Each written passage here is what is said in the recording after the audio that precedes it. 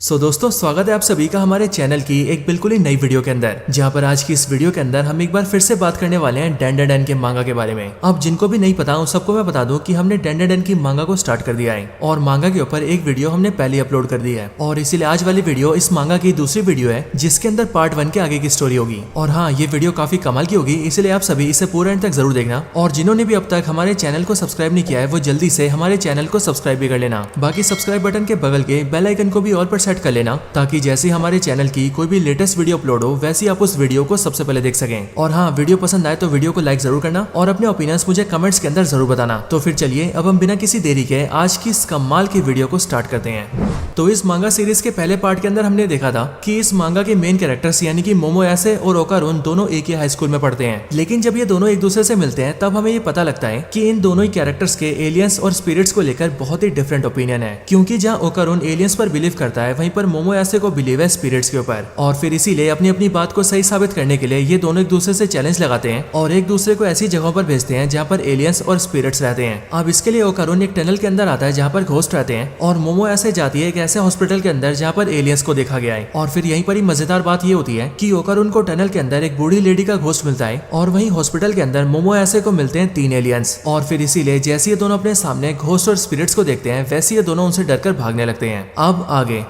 अपने सामने 3 अजीब से एलियंस को देखकर मोमो बहुत ज्यादा डर जाती है और इसीलिए वो उनसे डर के भागने लगती है। लेकिन तभी हमें देखते हैं कि वो तीनों एलियंस मोमो का पीछा करते हैं और वो न सिर्फ बड़ी तेजी से मोमो को पकड़ लेते हैं बल्कि वो तीनों देखते देखते मोमो के सारे कपड़े भी फाड़ देते हैं। और फिर इसके ठीक बाद ही वो लोग मोमो को बेहोश कर देते हैं एंड उसे कैप्चर करके अपने अड्डे पर ले आते हैं। जब मोमोयासे की आंखें खुलती है तब वो देखती है कि जिन 3 एलियंस ने उसे पकड़ा था उन्होंने उसे यहाँ पर बांध दिया है और इस टाइम पर उन लोगों ने उसे कुर्सी पर बिठाया है जहाँ पर उसके दोनों हाथ और दोनों पैर पूरी तरह से लॉक है। और सिर्फ ये नहीं बल्कि मोमो ये भी नोटिस करती है कि उसकी बॉडी पर उसके कपड़े भी नहीं है। यहाँ पर जैसे मोमो को होश आया होता है वैसे हम ये देखते हैं कि तीनों एलियंस में से एक एलियन उससे कहता है तुम ठीक तो हो ना लेडी। एलियन के मुंह से इस बात को सुनकर मोमो डरते हुए उनसे कहती है तुम लोग एलियंस हो ना। ये सुनकर वो एलियन मोमो से कहता है असल में हम लोग सर्पोयंस है जो कि सर्पो प्लेनेट से आए हैं। उनकी इस बात को सुनकर मोमो को ये पता लग जाता है कि वो सब लोग एक्चुअल में एलियंस ही हैं और इसीलिए मोमो उनसे काफी ज्यादा डरने लगती है। लेकिन फिर तभी मोमो को देखकर उनमें से एक एलियन कहता है लेडी हमसे डरो मत, हम बहुत ही अच्छे हैं। पर यह सुनकर मोमो उनसे कहती है कि जो लोग अच्छे होते हैं वो किसी गर्ल को नेकेड नहीं करते हैं और इसीलिए तुम लोग जल्दी से मेरे क्लोथ्स मुझे वापस करो। ये सुनकर एलियंस मोमो से कहते हैं कि उन्होंने उसके कपड़ों को संभाल कर रखा है। पर तभी मोमो अपने कपड़ों को देखती है जो कि बुरी तरह से फटे होते हैं और इसीलिए मोमो चिल्लाते हुए उनसे कहती है कि तुम लोगों ने मेरे कपड़ों को फाड़ दिया है और इसीलिए अब तुम्हें इसका हिसाब देना होगा। और हाँ, सबसे पहले मुझे यहाँ से खोलो, मुझे अपने घर जाना है। अब ये सुनकर एलियंस मोमो से कहते हैं कि हमें तुमसे कुछ खास बात करनी है। ये बोलते वो लोग मोमो से कहते हैं कि हमारी स्पीशीज के अंदर सिर्फ और सिर्फ मेल्स हैं और इसीलिए हम लोग क्लोनिंग टेक्नोलॉजी का यूज करते हैं एंड अपने क्लोन्स बनाकर अपनी आबादी को बढ़ाते हैं। लेकिन अब क्योंकि हम अपनी स्पीशीज के अंदर सिर्फ अपने जैसे ही लोग बना रहे हैं इसीलिए सबके एक जैसा होने की वजह से हमारी स्पीशीज के अंदर कोई भी इवोल्यूशन नहीं आ रहा है और इसीलिए हम लोग ये देख रहे हैं कि हमारी पूरी स्पीशीज के अंदर से सभी तरह का इमोशन खत्म हो चुका है। ना तो हम लोग खुश होते हैं, ना ही दुखी होते हैं और ना ही हमें गुस्सा आता है। और अब क्योंकि हमारे अंदर इमोशंस नहीं है इसीलिए हम लोग रिप्रोड्यूस नहीं हो पा रहे हैं। सो अब अपनी इन्हीं रिप्रोडक्टिव फंक्शंस को वापस पाने के लिए हमें तुम्हारी जरूरत है और इसके लिए हम ये चाहते हैं कि तुम ह्यूमंस के पास जो बनाना जैसा ऑर्गन है वैसा ऑर्गन हमारे पास भी आ जाए ताकि हम उससे अपनी स्पीशीज को बढ़ा सके। अब इसके बाद ही हम ये देखते हैं कि वो एलियन जो कि मोमो से बातें कर रहा था वो अपने मेन पार्ट की जगह से एक बड़ी सी मशीन निकालता है और फिर उसे दिखाते हुए वो मोमो से कहता है कि अब हम लोग तुम्हारे साथ वो सब करेंगे और फिर तुम्हारे साथ वो सब करने के बाद हमारे पास भी तुम ह्यूमंस जैसे रिप्रोडक्टिव ऑर्गन्स आ जाएंगे क्योंकि हम तुम्हारे अंदर से उन सबको एक्सट्रैक्ट कर लेंगे। अब उनकी इन बातों को सुनकर मोमो बहुत ज्यादा परेशान हो जाती है और इसलिए वो चिल्लाते हुए उन एलियन से कहती है कि मैं इससे पहले एक बुरे लड़के को डेट कर रही थी लेकिन तब भी मैंने अपनी वर्जिनिटी को बचा कर रखा था और मैं अपनी वर्जिनिटी तब तक संभाल कर रखूंगी जब तक मुझे कैंता का कुरानी मिल जाता और इसीलिए कोई क्रीपी एलियन मुझसे वो छीन ले ऐसा तो मैं कभी नहीं होने दूंगी। लेकिन इसके बाद ही हम ये देखते हैं कि मोमो के चिल्लाने की वजह से वो एलियंस मोमो के ऊपर अपनी साइकोकाइनेसिस पावर्स को यूज करते हैं और उससे मोमो को बेहोश कर देते हैं। और फिर इसके बाद ही जैसे वो एलियंस मोमो को लगभग बेहोश कर ही देते हैं तभी एक एलियन सामने आकर मोमो की दोनों टांगे पकड़ता है और फिर वो कहता है तो चलो अब शुरू करता हूँ। लेकिन फिर इसी टाइम पर मोमो का फोन बजता है और मोमो को ये फोन ओकारुन ने किया होता है लेकिन ओकारुन का फोन एलियंस को डिस्टर्ब कर देता है और इसीलिए वो लोग फोन देखकर ये कहते हैं कि जो भी बंदा इस टाइम पर फोन कर रहा है उसने बहुत गलत टाइम पर फोन किया है। लेकिन फिर इसके जस्ट बाद ही हम लोग ये देखते हैं कि मोमो के फोन के अंदर से सीधा टर्बो ग्रैनी बाहर आती है और बाहर आते ही वो टर्बो ग्रैनी उस एलियन के औजार को खा जाती है। लेकिन फिर इसके बाद ही हमें टर्बो ग्रैनी का चेहरा दिखता है और फिर जाकर हमें पता लगता है कि वो असल में ओकारुन ही है। लेकिन इस टाइम पर ओकारुन की बॉडी को टर्बो ग्रैनी ने टेक ओवर कर लिया है और इसके लिए यहाँ पर हमें बताया जाता है कि टर्बो ग्रैनी ने ओकारुन को कर्स कर दिया है और इसी वजह से ओकारुन ऐसा हो गया है। यहाँ ओकारुन जैसी मोमो को देखता है वैसी वो चिल्लाते हुए कहता है मिस यासे वहाँ उस टनल के अंदर सच में कोई स्पिरिट थी और देखिए वो जो टर्बो ग्रैनी थी उसने अपने कर्ज से मुझे कैसा बना दिया है। यहाँ पर ओकारुन को देखकर मोमो को बहुत खुशी होती है और इसीलिए वो भी चिल्लाते हुए कहती है, ओकारुन अच्छा हुआ तुम आ गए, प्लीज मुझे बचाओ। लेकिन फिर इसी टाइम पर हम बाकी एलियंस को देखते हैं जो कि ओकारुन को देखकर कहते हैं, क्या बात है, ये तो एक सेलफोन से ट्रांसपोर्ट होकर यहाँ पर आ गया है। सच में ऐसी कमाल की टेक्नोलॉजी तो हमारे पास भी नहीं है। बट यहाँ पर हम ये नोटिस करते हैं कि ओकारुन अपने ऊपर से कंट्रोल खो देता है और टर्बो ग्रैनी उसकी बॉडी पर पूरी तरह से काबू कर लेती है। और फिर इसके बाद ही टर्बो ग्रैनी उन एलियंस से कहती है, मुझे अपना केला दे दो,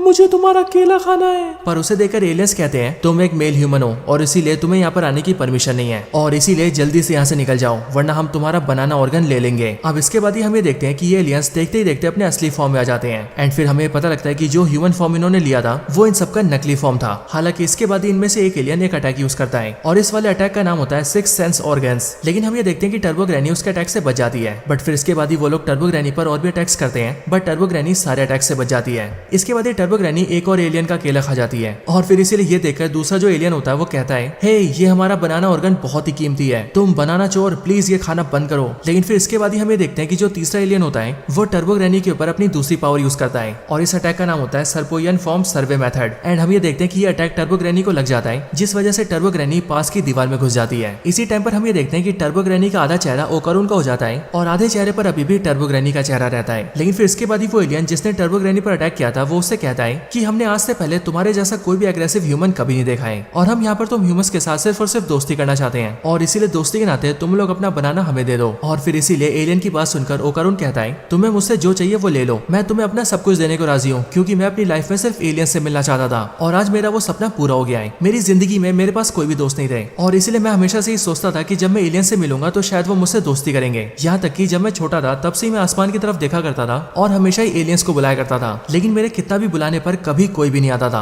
और इसीलिए ये सब देखकर बाकी लोग मुझे पागल समझते थे और मुझे बुली करते थे। यहाँ तक कि मेरे स्कूल फ्रेंड्स भी मुझे हमेशा बुली करते हैं और मुझे मारते हैं। लेकिन मिस यासे सबसे अलग है और वो अकेली ऐसी हैं जिन्होंने मेरा साथ दिया है और जहाँ पर सब मुझे बुली कर रहे थे वहाँ पर मिस यासे मेरे लिए खड़ी हुई थी। और इसलिए तुम लोग मिस यासे को नुकसान मत पहुंचाना क्योंकि अगर तुम लोगों ने उन्हें हाथ भी लगाया तो तुम लोग मुझसे बच नहीं पाओगे। मोमो ओकारुन की इन बातों को जैसे सुनती है वैसे वो चिल्लाते हुए उससे कहती है, ओकारुन तुम कर सकते हो, तुम इन्हें हरा सकते हो, इन्हें दिखा दो कि तुम क्या हो। हालांकि इसके बाद ही हमें देखते हैं कि जिस एलियन ने ओकारुन पर हमला किया था वो उसके ऊपर एक और अटैक करता है और इस अटैक की वजह से ओकारुन एक बार फिर से दीवार में घुस जाता है। इस अटैक के लगने के बाद ही ओकारुन मोमो यासे को जोर से चिल्लाते हुए कहता है, मिस यासे मुझे नहीं लगता कि मैं ये कर सकता हूँ, ये लोग बहुत पावरफुल है, मैं इन्हें नहीं हरा सकता। लेकिन ओकारुन जैसे ऐसा बोलता है वैसे उसकी बात सुनकर मिस यासे कहती है, हाँ क्या इतनी जल्दी हार मान गए, अरे यार कुछ तो करो। लेकिन फिर जिस एलियन ने ओकारुन पर हमला किया होता है वो कहता है, हमें लगा था ह्यूमन मेल्स बहुत अच्छे होते हैं लेकिन तुम तो बहुत ही घटिया हो और इसीलिए हम तुमसे कभी दोस्ती नहीं करेंगे। लेकिन हाँ ये वुमेन बहुत ही बढ़िया है और इसीलिए हम अपनी आबादी को बढ़ाने के लिए इस वुमेन का यूज करेंगे। और फिर ये बोलने के बाद ही वो एलियन अपना हथियार निकालता है एंड वो मोमो को बेहोश करने लगता है। लेकिन इस बार जैसे वो एलियन मोमो को बेहोश कर रहा होता है वैसे ही मोमो को अपनी दादी की एक मेमोरी याद आती है जिस मेमोरी के अंदर मोमो ये देखती है कि जब वो छोटी सी थी तब से वो अपनी दादी को ये कहा करती थी कि उसे अपनी दादी का बताया हुआ रिचुअल नहीं करना है क्योंकि उस रिचुअल को रोज रोज करने की वजह से उसके फ्रेंड्स भी उसका मजाक उड़ाते हैं। लेकिन मोमो की इस बात को सुनकर उसकी दादी उससे कहती है कि तुम्हें ये रिचुअल रोज करना चाहिए क्योंकि अगर तुम इसे रोज करोगी तो तुम इससे अपना ची रिलीज कर पाओगी और जब तुम्हारा ची रिलीज होगा तो तुम कभी भी बीमार नहीं पड़ोगी और सिर्फ ये नहीं बल्कि तुम्हारे साथ कभी कुछ गलत भी नहीं होगा और अगर कोई बुरी शक्ति तुम्हारे पास आती है तो वो भी तुम्हारा कोई नुकसान नहीं कर पाएगी। और हाँ ऐसा करने के लिए तुम्हारे पेट के नीचे जो एनर्जी है उस पर फोकस करना और उसके बाद ही अपने ची को रियलाइज करना और जब तुम्हें तुम्हारा ची दिखने लगे तो उसे अपने सर से बाहर निकाल देना। हम ये देखते हैं कि अपने दादी के कहने पर मोमो ऐसा करने लगती है बट एज ऑफ कोर्स उसके ऐसा करने की वजह से उसके सारे दोस्त उसका मजाक उड़ाते हैं और इसीलिए अपनी मेमोरीज के अंदर मोमो अपनी दादी से कहती है, ग्रैंडमा मैं ऐसा कभी नहीं करूंगी, ऐसा करने से सब मेरा मजाक उड़ाते हैं इसीलिए कभी नहीं करूंगी, मैं इसे कभी नहीं करूंगी। बट यहाँ पर इन सारी बातों को सोचते हुए मोमो खुद से कहती है कि आखिरकार मैं इन सारी बातों को यहाँ पर क्यों सोच रही हूँ। लेकिन फिर ये सब बोलने के साथ ही मोमो अपनी इसी पावर को यूज करती है और वो अपने बेली के नीचे की एनर्जी पर फोकस करते हुए अपनी ची को विजुअलाइज करती है और फिर इसी के रिजल्ट में हम ये देखते हैं कि मोमो की पावर्स इतनी ज्यादा बढ़ जाती है कि वो जिस एलियन मशीन में कैद होती है वो उसे एक ही झटके में तोड़ देती है। मोमो को ऐसा करते हुए देखकर ओकारुन भी काफी शॉक हो जाता है और इसीलिए वो मोमो से कहता है, मिस यासे क्या आप भी पैरानॉर्मल एक्टिविटीज कर सकती हैं? पर ये सुनकर मोमो से कहती है कि वो ये नहीं जानती कि आखिरकार उसने ये सब कैसे किया और इसीलिए अपनी पावर्स देखकर मैं भी तुम्हारी तरह शौक हूँ। लेकिन फिर इसके बाद ही जिस एलियन ने मोमो के ऊपर साइकोकाइनेसिस को यूज किया होता है वो अपने आप से बातें करते हुए कहता है, लगता है मैंने इस लड़की के ब्रेन वेव्स को ज्यादा ही बढ़ा दिया है और इसीलिए ब्रेन वेव्स के इतना ज्यादा पावरफुल होने की वजह से शायद से इसका चक्रा पावर एक्टिवेट हो गया है। इधर मोमो अपनी पावर्स को देखकर काफी खुश होती है और वो अपने मन में ये भी सोचती है कि अब तक उसकी दादी बिल्कुल सही कहती थी एंड फिर इसीलिए यहाँ पर वो अपनी दादी को थैंक यू बोलती है और अगले पल वो अपने सामने खड़े एलियन पर अटैक कर देती है। मोमो उस एलियन के के ऊपर एक जोरदार लात मारती है और मोमो की मारी हुई लात इतनी ज्यादा पावरफुल होती है कि उसकी वजह से वो एलियन सीधा बिल्डिंग की दीवार तोड़ता हुआ ऊपर निकलता है और सीधा हवा में रखे अपने यूएफओ से टकरा जाता है। इसके बाद ही मोमो जल्दी से ओकारून के पास जाती है एंड वो ओकारून से कहती है, ओकारून क्या तुम ठीक हो? चलो जल्दी करो, हमें यहाँ से निकलना होगा। लेकिन इसी टाइम पर हम ये देखते हैं कि ओकारून के ऊपर टर्बो ग्रैनी हावी हो जाती है और वो मोमो के ऊपर अटैक कर देती है। मोमो उससे कहती है, ओकारून गधे तुम ये क्या कर रहे हो, रुक जाओ। पर हम ये देखते हैं कि ओकारून जो कि टर्बो ग्रैनी के वश में होता है वो मोमो का एक हाथ काटने लगता है। लेकिन अगले पल मोमो उसके ऊपर अपनी पावर्स यूज करती है और उसकी पावर को यूज करते हम ये देखते हैं कि टर्बो ग्रैनी ओकारून की बॉडी से बाहर निकल जाती है। बाहर आने के बाद ही टर्बो ग्रैनी की आत्मा मोमो से कहती है, तुम कौन हो पिद्दी लड़की, आखिर कौन हो तुम? यहाँ पर मोमो जैसी टर्बो ग्रैनी को देखती है वैसी वो चिल्लाते हुए कहती है, अरे ये तो टर्बो ग्रैनी है और लगता है इसने ओकारून को कर्स किया था। पर बेशक से टर्बो ग्रैनी ओकारून की बॉडी से बाहर निकल गई हो लेकिन अभी भी उसका कर्स ओकारून को लगा हुआ है। यहाँ पर मोमो की बात को सुनकर टर्बो ग्रैनी उससे कहती है, सुनो पिद्दी लड़की, मेरे पास इस लड़के के 2 अखरोट है और जब तक मेरे पास इसके 2 अखरोट रहेंगे मेरा कर्स इस पर लगा रहेगा। और हाँ, अगर तुम्हें इसके अखरोट वापस चाहिए तो मेरे टनल में आ जाना, मैं अपनी गुफा के अंदर दिखाऊंगी तुम्हें कि मैं क्या कर सकती हूँ। और फिर ये बोलने के बाद ही टर्बो ग्रैनी वहाँ से गायब हो जाती है। अब इसी टाइम पर हम ये देखते हैं कि मोमो के अटैक से वो एलियन जिस यूएफओ से टकराया था उस वाले यूएफओ के अंदर आग लग जाती है और इसीलिए वो बहुत ही जल्दी ब्लास्ट होने वाला होता है। एंड इसीलिए उसे देखकर मोमो ओकारून से कहती है कि ये यूएफओ कभी भी फट सकता है और इसीलिए हमें यहाँ से भागना होगा। और फिर इसी के कुछ टाइम बाद हम ये देखते हैं कि यूएफओ ब्लास्ट हो जाता है और उसके ब्लास्ट होने की वजह से वो बिल्डिंग भी आधी डिस्ट्रॉय हो जाती है। लेकिन इसके अगले सीन में हम ये देखते हैं कि इस टाइम पर मोमो और ओकारून वहाँ से काफी दूर आगे होते हैं और इसीलिए उन दोनों की जान बच जाती है। बट यहाँ पर मोमो ये देखती है कि ओकारून की हालत बहुत खराब है और इसीलिए वो अपनी पावर से उसे ठीक करने लगती है। लेकिन इसी टाइम पर मोमो ओकारून से बोल रही होती है कि अब से मुझे एलियंस पर भरोसा हो गया है और इसी का जवाब देते हुए ओकारून मोमो से कहता है, हाँ और मुझे स्पिरिट्स पर भरोसा हो गया है। पर इसके आगे मोमो कहती है, तो अब क्या, अब आगे क्या करें? पर यह सुनकर ओकारून कहता है, गुड क्वेश्चन, लेकिन मुझे खुद नहीं पता कि हमें क्या करना है। इस पर मोमो ओकारून से कहती है, असल में टर्बो ग्रैनी ने तुम पर कर्ज डाल दिया है और इसीलिए अगर मैंने तुम्हारे ऊपर अपनी पावर्स को यूज नहीं किया तो तुम उसके कर्ज की वजह से बेकाबू हो जाओगे। यहीं पर ही मोमो थोड़ा सा उदास होती है एंड वो ओकारून से कहती है, मेरे पास अब मेरी यूनिफॉर्म भी नहीं है और मैंने तो अपना फोन और वॉलेट भी खो दिया है। बट मोमो की बात सुनने के बाद ही ओकारून उससे कहता है, वैसे तुम्हारे हिसाब से टर्बो ग्रैनी ने मेरे ऊपर जो कर्ज डाला है हम उसे कैसे हटा सकते हैं? और फिर ओकारून की बात को सुनकर मोमो से कहती है कि उसके कर्ज को हटाने का सिर्फ एक ही तरीका है और वो ये है कि हमें टर्बो ग्रैनी को हराना होगा क्योंकि ये कर्ज टर्बो ग्रैनी की वजह से ही है और इसीलिए अगर हम टर्बो ग्रैनी को हरा दे तो उसका कर्ज भी हट जाएगा। मोमो की बात को सुनकर ओकारून उससे कहता है, अगर ऐसी बात है तो ठीक है, मैं जा रहा हूँ उसे हराने। ये बोलकर ये ओकारून खड़ा होता है और वो अपने सारे क्लोथ्स को उतार देता है और फिर वो मोमो से कहता है, मिस यासे आप मेरे सारे कपड़े पहन लीजिए और फिर आप आराम से अपने घर चले जाइए। पर उसकी बात सुनकर मोमो से कहती है, हे ओकारून तुम कहाँ जा रहे हो, रुक जाओ, मेरे बिना तुम कर्ज को कंट्रोल नहीं कर पाओगे और फिर से बेकाबू हो जाओगे। पर मोमो की बात सुनकर ओकारून अपना सर नीचे झुकाता है और फिर वो काफी दुखी मन से कहता है, मिस यासे ये सब जो भी कुछ हुआ है वो सब मेरी गलती से हुआ है और इसीलिए अब इन सब के आगे मैं आपको और ज्यादा प्रॉब्लम में नहीं डालना चाहता और इसीलिए मैं अकेला हिम्मत दिखाकर उस टनल में जाऊंगा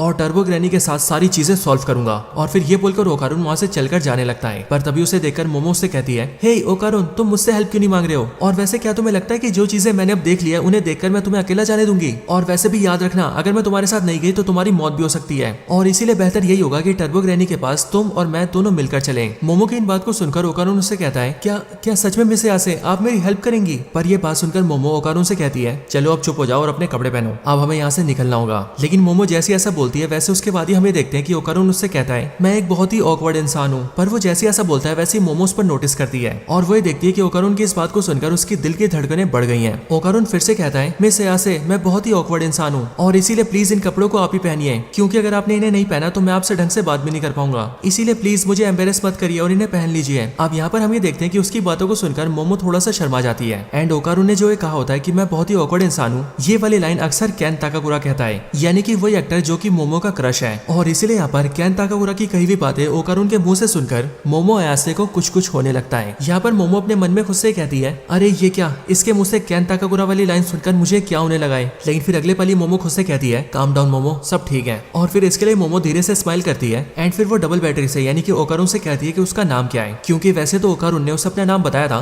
लेकिन उसे किसी का नाम जल्दी याद नहीं रहता है और इसीलिए वो ओकारून से कहती है कि वो उसे अपना नाम बताए। और फिर ये सवाल सुनते ही ओकारून मोमो से कहता है कि उसका नाम केन ताकाकुरा है। और यहाँ पर जैसी मोमो सुनती है कि ओकारून का नाम केन ताकाकुरा है वैसे उसके होश उड़ जाते हैं। लेकिन इसके साथ ही ये पार्ट भी यहीं पर एंड हो जाता है। सो दोस्तों ये पार्ट तो यहाँ पर एंड हो चुका है, लेकिन अगर आपको जानना है कि आगे क्या होगा तो आप उसके लिए हमारे डेंडेडेन मांगा की वीडियोस को जरूर देखना। लेकिन हाँ, तब तक के लिए this is the end of the video.